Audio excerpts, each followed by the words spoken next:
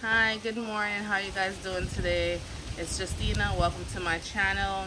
So today I'll be talking about my experience traveling to Jamaica with the whole COVID-19, what's the check-in process at the airport, and how quarantine is going to be going for the next 14 days while I'm here. So originally, I bought my ticket in December with Caribbean Airlines to come down. And this is before COVID happened. We didn't know what was gonna go on. So bought my ticket. Everything was all set. I planned to come down. COVID hit, and then the airports closed. Jamaica wasn't taking any foreigners until I think about June 15th. And I guess since then they've been watching how the COVID has been coming to Jamaica through foreigners. So they were doing testing, and there's like a whole procedure at the airport.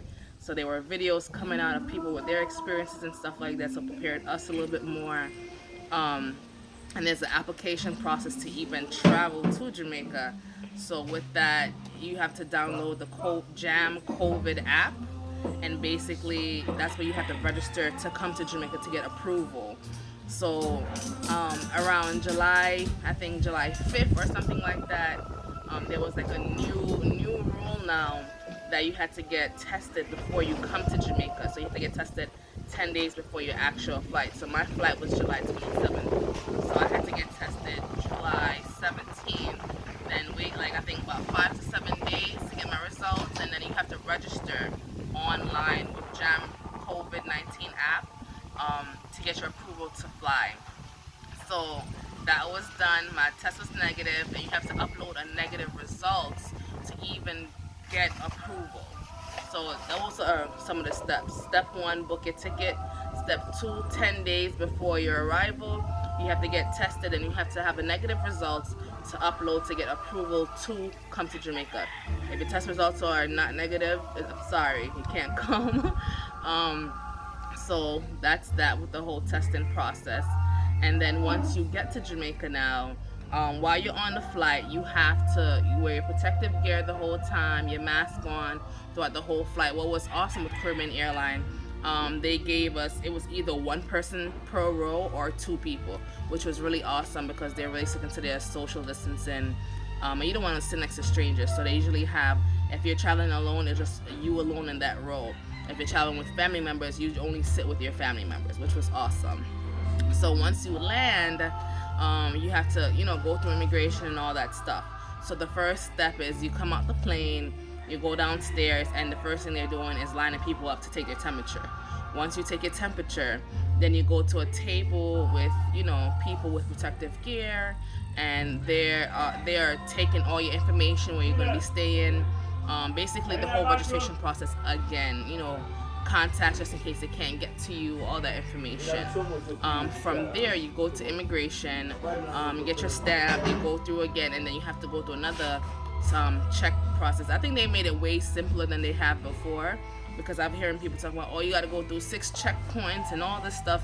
But I think for me, it was only like 3 checkpoints. So first is the temperature, then registration, then you go through immigration, and then the last one you have to go through app checks. You have to make sure your app is actually working. You have to do a check-in video right at the spot to say, hi, my name is Justina. Today I have no symptoms. My temperature is so and so. That's the process of coming through the airport. Then you get your bags, and basically you go home. There's no more testing, which is awesome. So pretty simple, pretty easy. Our plane was the only plane that landed at the time, so it wasn't as bad with a whole bunch of people. So now that we're home, the only issue I have is just that the Jam COVID app, it asks you to check in about 5 to 6 times a day. It's just like kind of nonstop. You have to quarantine for 14 days still after you have negative results. And I think they're just taking precautions, because if you're tested 10 days before, you could probably still contract, corona within that 10 days after your negative results come out.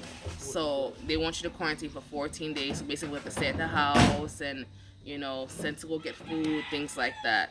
But it's just a little annoying that you have to keep checking in, because the internet is not all that great where I'm at. So it's chipping in, chipping out. Um, So, and if you don't respond to, their video request, they send the police and come lock you up, supposedly. If you leave out of quarantine, it's a 1 year in prison or $1 million fine. So, during the video, you have to check in. They request you randomly each day, each time of the day. So once they request a video, they send you a code. So you can't pre-record and send a video from before or anything like that. So they send you a specific code, 4 numbers. It could be like 2235. This is Justina. I'm checking in from Clarendon. I have no symptoms today. This is my temperature. So you just have to be, I guess, patient until it's time to go out again. I'm here for a little while, so it's okay. I get to spend some time with my family, and I'm having a good time so far. But the check-in process is a little annoying. But for all those that are wondering what's going on, what's the process, this is it. Good luck traveling, guys.